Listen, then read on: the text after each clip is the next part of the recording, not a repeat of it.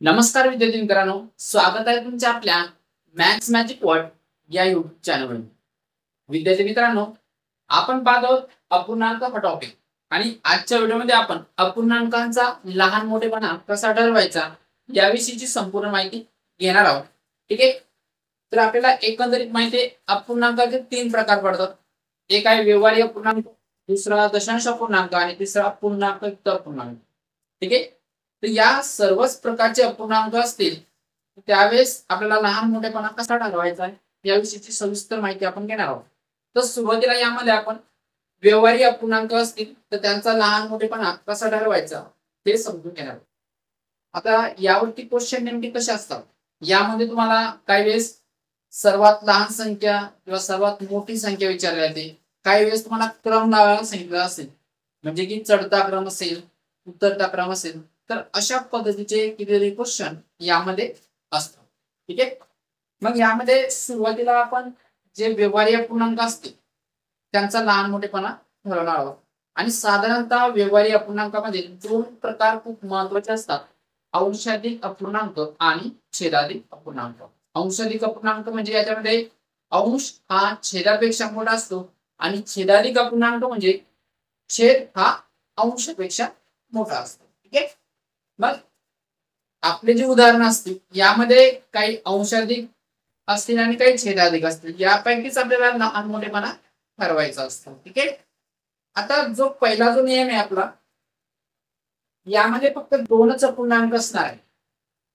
मग ते एक दोन्ही पण अंशाधिक असू शकतात किंवा दोन्ही छेदाधिक असू शकतात किंवा एक अंशाधिक आणि एक छेदाधिक असू शकतो. मग अशा वेळेस त्यांचा लहान मोठेपणा कसा ठरवायचा हे आपण इथे पाहणार आहोत. पण त्यापूर्वी एक सर्वात महत्वाची गोष्ट अशी आहे, अंश, अंशाधिक आणि छेदाधिक यांच्यामध्ये फरक तर आपल्याला माहिती आहे. अंशाधिक म्हटलं की अंश मोठा, छेदाधिक म्हटलं की छेद मोठा. पण या व्यतिरिक्त एक सर्वात महत्वाचा फरक असा आहे, मी जर अंशाधिक म्हटलं, अंश जो असतो अंशाधिक मध्ये, आता यामध्ये अंशाधिक आणि हे असते छेदाधिक, हे 2 अपूर्णांक आहे. पण यामध्ये सर्वात मोठं कोण होणार बघा, अंशाधिकचं जे काही उत्तर मिळालं असतंय, समजा जो भागाकार जर केला आपण, भागाकार केल्यानंतर अंशाधिकचं उत्तर हे 1 पॉईंट काहीतरी मिळेल तुम्हाला किंवा 2 पॉईंट काहीतरी मिळेल. पण इथे जो दशम चिन्ह आहे त्याच्या अगोदर शून्या व्यतिरिक्त कुठला तरी अंक असेल 1 ते 9 पर्यंत. पण छेदाधिक मध्ये काय होतं, याचं जे उत्तर मिळणार आहे हे 0 पॉईंट काहीतरी मिळेल, म्हणजे जो दशांश चिन्ह आहे त्याच्या अगोदर शून्यच मिळेल तुम्हाला. जे याच्यावरून काय कळतंय की अंशाधिक हा छेदाधिक पेक्षा मोठा असेल. बरोबर आहे. अंशाधिक हा छेदाधिक पेक्षा कसा असतो, मोठा असतो. का? कारण छेदाधिकची जी काही किंमत असणार आहे ती 1 पेक्षा लहानच आहे. कशी असेल? 1 पेक्षा लहान, म्हणजे ते 0 पॉईंट समथिंग काहीतरी मिळणार आहे या पद्धतीने. पण अंशाधिकचं कसं आहे का, नाही, ती 1 पेक्षा मोठीच मिळणार तुम्हाला. ती कशी मिळेल? 1 पेक्षा मोठी मिळते अंशाधिक. त्याच्यामुळे अंशाधिक हा छेदाधिक पेक्षा मोठा असतो. म्हणजे एकंदरीत काय, जर समजा तुम्हाला 2 अपूर्णांक दिलेले, बरोबर आहे, मग तिथे दुसरा नियम लावण्याची गरज पडत नाही. 2च अपूर्णांक दिलेले, त्यापैकी मोठा कोण आणि लहान कोण, आणि एक अंशाधिक असेल आणि एक छेदाधिक, सरळ सरळ जो अंशाधिक असेल तो मोठा असेल आणि जो छेदाधिक असेल तो लहान अपूर्णांक असणार. ओके. तर पाहिजे 3 एक्झाम्पल घेतलेले आहेत. नियम काय, फक्त 2 अपूर्णांक असताना, जर 2च अपूर्णांक असतील त्याच वेळेस तुम्हाला हा नियम वापरायचा आहे. यामध्ये करणार काय आपण, इथे 2 अपूर्णांक आहे, 4/5 आणि 3/7. ठीक आहे. आता इथे बघा 4/5 आणि 3/7, आता दोघांचा छेद हा अंशापेक्षा मोठा आहे, म्हणजे हे दोन्ही छेदाधिक आहे. दोन्ही छेदाधिक आहे, तर हा कॉन्सेप्ट इथे आपल्याला वापरता येणार नाही. तर पाहिजे ज्यावेळेस 2च अपूर्णांक दिले असेल, सरळ सरळ किंवा गुणाकार करायचा असेल आणि त्याचं उत्तर याच्या डोक्यावर 4 गुणिले 7, 7 चोक 28, 3 दिले आहे. नंतर 5 गुणिले 3, 15. आता हे जे 2 गुणाकार मिळालेले, जो गुणाकार मोठा असेल आणि ज्याच्या डोक्यावरती असेल तो अपूर्णांक मोठा असणार आहे. मग यामध्ये 28 मोठे, बरोबर आहे. 28 हे काय मोठे कोणापेक्षा 15 पेक्षा. तर हा जो अपूर्णांक आहे 4/5 हा मोठा असेल कोणापेक्षा 3/7 पेक्षा. ठीक आहे.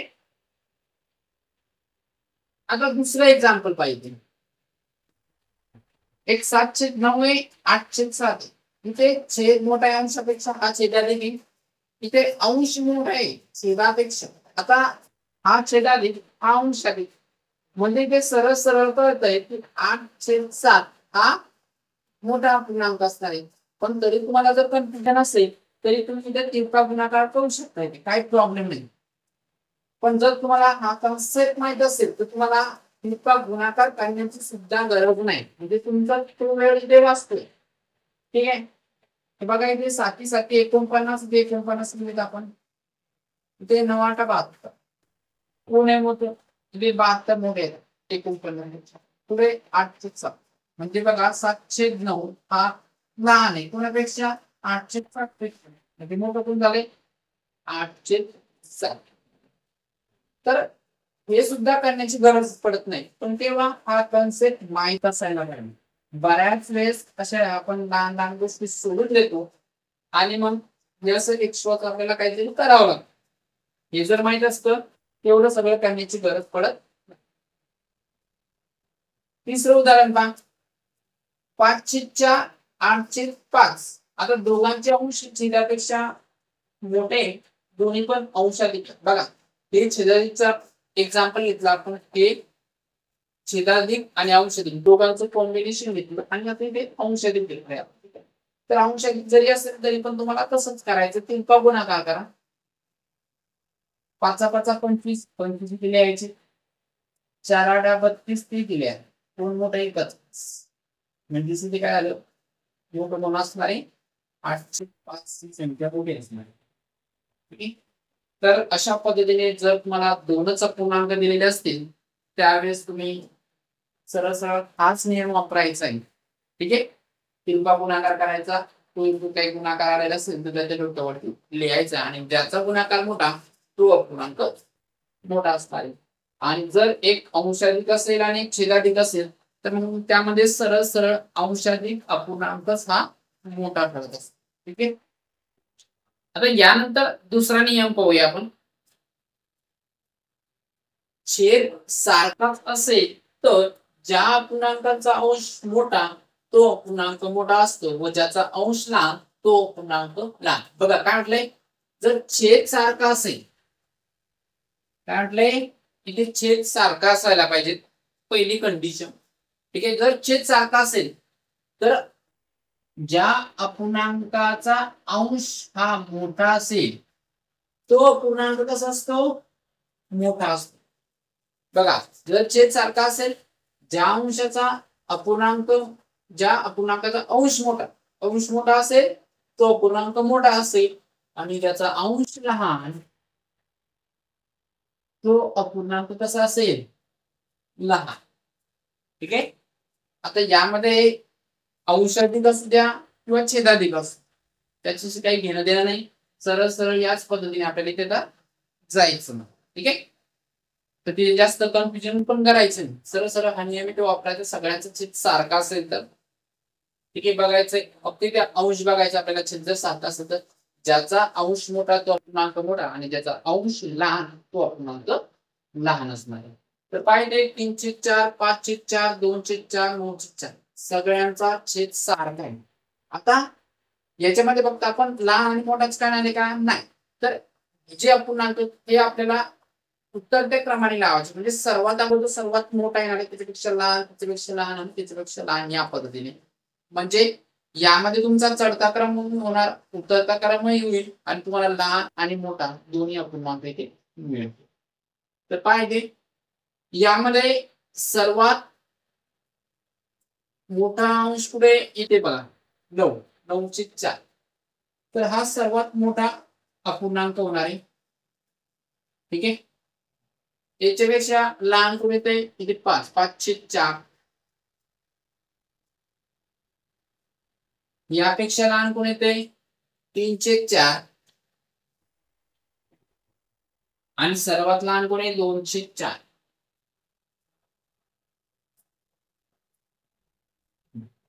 तर सर्वात मोठा अपूर्णांक मिळतोय 9/4 आणि सर्वात लहान अपूर्णांक आहे 2/4. यांना आपण उत्तरत्या क्रमाने लावलेले आहे. म्हणजे सर्वात अगोदर मोठा आहे, नंतर त्याच्यापेक्षा लहान, त्याच्यापेक्षा लहान आणि त्याच्यापेक्षा लहान आहे. आणि चढता क्रम लागत असेल तर त्याचं उलट करायचं. 2/4 अगोदर, नंतर 3/4, नंतर 5/4 आणि नंतर 9/4. तर या ठिकाणी तुम्हाला सर्वात मोठा आहे अपूर्णांक मिळतोय, हा सर्वात मोठा, हा सर्वात लहान. आणि हा जो सिक्वेन्स आहे हा चढता क्रम आहे. याला उलट केलं तर उतरता क्रम, सॉरी, हा उतरता क्रम आहे आणि याला उलट केलं तर चढता क्रम बनेल. ठीक आहे.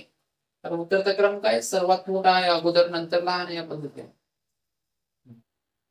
तर पाहिजे दुसरा एक्झाम्पल, 9/13, 8/13, 11/13, 7/13. या ठिकाणी सगळ्यांचा छेद सारखा आहे, ते फक्त आपल्याला अंश बघायचे. तर यामध्ये सगळ्यात मोठा अंश आहे हा 11 वाला, याला अगोदर घेऊया 11/13. ठीक आहे. यानंतर आहे 9/13, यानंतर 8/13 आणि सगळ्यात शेवटी 7/13. हे जी चिन्ह वापरतोय आपण, हे लहान मोठी संख्या दर्शवत असतो. ज्या साईडला असं उघडलेलं तोंड असेल ती संख्या मोठी असेल, ज्या साईडला निमुळत तोंड ती संख्या लहान असते. म्हणजे दोन संख्यांचं कंपॅरिझन इथे आपल्याला करता येत असतं. तर काय ते एकंदरीत आपण इथे उत्तरता क्रम लावून घेतलेला आहे. हा जो आहे हा सर्वात मोठा अपूर्णांक आहे आणि हा सर्वात लहान अपूर्णांक. ठीक आहे. आणि जर तुम्हाला चढता क्रम लागत असेल, तुम्हाला उतरता क्रम, चढता क्रम लागत असेल तर याला काय करायचं, उलट करायचं. चढत्या क्रमामध्ये लहान संख्या अगोदर येणार, नंतर ही, नंतर ही, नंतर ही, या पद्धतीने. ठीक आहे. तर यामध्ये मोठा अपूर्णांक मिळाला 11/13 आणि लहान कुठला मिळाला 7/13. एक शेवटचं एक्झाम्पल पाहिजे आहे, 6/7, 5/6, 7, 9/7 आणि 4/7. सगळ्यांचा छेद सारखाच आहे. तर इथे ज्याचा अंश मोठा तो मोठा, तर अंश सगळ्यात मोठा हा 9 आहे. तर याला घेणार अगोदर आपण 9/7. यापेक्षा लहान कोण येते नंतर 6/7, यानंतर 5/7 आणि सगळ्यात शेवटी 4/7. तर एकंदरीत सर्वात मोठा अपूर्णांक कुठला आहे, 9/7 आणि सगळ्यात लहान कुठला आहे 4/7. आणि हा जो क्रम येतोय हा उत्तरता क्रम आहे. ठीक आहे. आणि याला जर उलट केलं आपण तर आपल्याला चढता क्रम आहे. त्यामध्ये ही संख्या अगोदर असेल 4/7, नंतर 5/7, 9/7 या पद्धतीने. तर एकंदरीत हा दुसरा नियम झाला. यामध्ये काय बघायचं तुम्हाला, छेद जर सारखा असेल तर ज्याचा अंश मोठा असेल तो अपूर्णांक मोठा आणि ज्याचा अंश लहान तो अपूर्णांक हा लहान असणार आहे. यानंतर पाहू तिसरा नियम, अंश सारखाच असेल तर ज्याचा छेद सर्वात लहान तो अपूर्णांक सर्वात मोठा असतो व ज्याचा छेद सर्वात मोठा असतो तो अपूर्णांक सर्वात लहान असतो. म्हणजे अगोदर मध्ये काय बघितलं आपण की छेद समान होता, यावेळेस अंश सारखा आहे. बघा, अंश सारखा असेल, अंश जर सारखा असेल तर ज्याचा छेद सर्वात लहान, बघा छेद कसा आहे, ज्याचा छेद सर्वात लहान असणार आहे तो अपूर्णांक कसा असेल, मोठा. छेद लहान तर अपूर्णांक मोठा.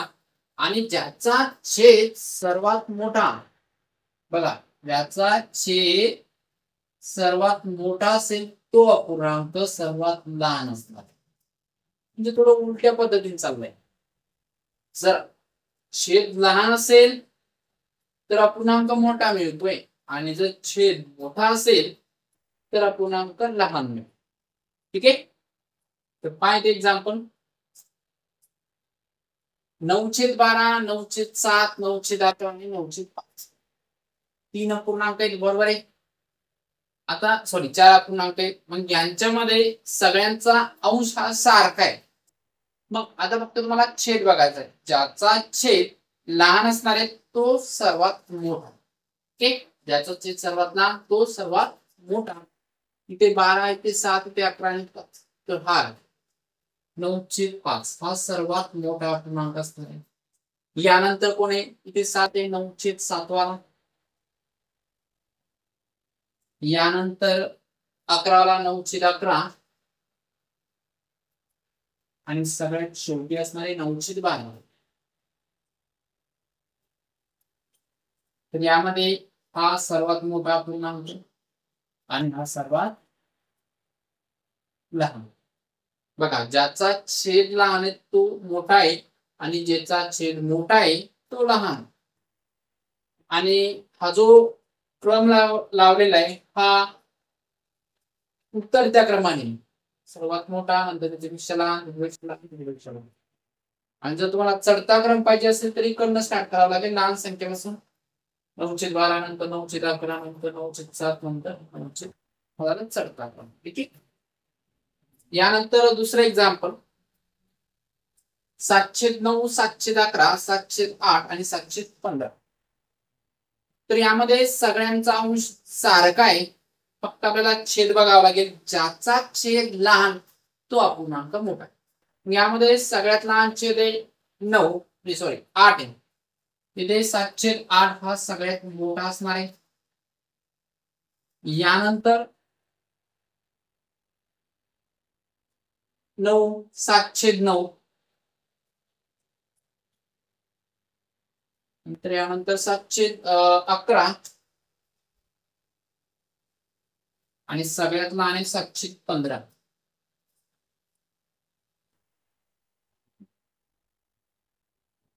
इथे 9 पाहिजे 7/9 बरोबर. तर सगळ्यात मोठा 7/8 हा पूर्णांक मोठा आहे. हा मोठा आहे बरोबर आहे. आणि हा लहान. म्हणजे बघा याचा छेद सगळ्यांपेक्षा लहान येतोय आणि याचा छेद सगळ्यांपेक्षा मोठा आहे. आणि हा जो क्रम आहे हा उत्तरता क्रम आहे. चढता क्रम सुद्धा लावता येईल आपल्याला. याला जर उलट केलं तर आपल्याला चढता क्रम येईल. यामध्ये 7/15 अगोदर नंतर 7/11 नंतर 7/9 आणि शेवटी 7/8 या पद्धतीने संख्या आपल्याला मिळते.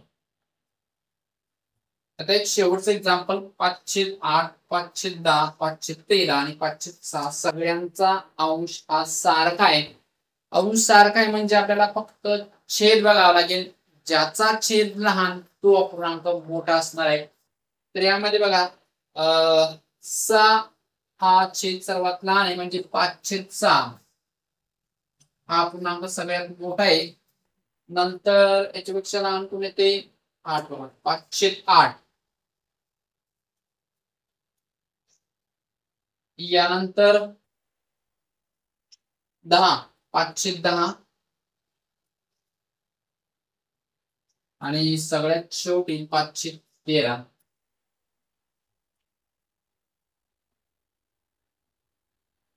तिथे आपल्याला हा जो अपूर्णांक मिळतोय हा आहे मोठा अपूर्णांक आणि हा सगळ्यात शेवटी लहान अपूर्णांक. तर इथे बघा तिथे सगळ्यांपैकी याचा छेद लहान आहे आणि याचा मोठा. ठीक आहे. तर हा जो क्रम आहे हा उतरता क्रम आहे. तर त्या क्रमात सर्वात मोठी संख्या अगोदर असते. जर याला उलट केलं तर चढता क्रम मिळेल. त्यामध्ये 5/13 अगोदर असेल नंतर 5/10 नंतर 5/8 नंतर 5/6 या पद्धतीने. तर अशा पद्धतीने आज आपण 3 नियम बघितले. पहिले तर 2 संख्यांसाठी. आता हे जे नियम बघितले पहिला आणि दुसरा तेच नियम आपण त्या 2 संख्यांसाठी सुद्धा लावू शकतो. पण काही गरज पडत नाही. सहज गुणाकार केला तरी काम होऊन जातं. ठीक आहे. जर तिथे पण मग छेद किंवा अंश सारखे असायला पाहिजे त्या पद्धतीने शक्यतो पहिला नियम येतो त्यांच्यासाठीच वापरते. तर पहिला नियम इथे वापरता येणार नाही आपल्याला कारण संख्या जास्त आहे. ठीक आहे. तर इथे कंडिशन काय असताना जर अंश सारखा असेल तर हा नियम वापरता येईल आणि छेद सारखा असेल तर दुसरा नियम वापरता येईल. ओके, या व्यतिरिक्त बरेचसे नियम अजून बाकी आहेत ते आपण पुढील व्हिडिओमध्ये पाहूया.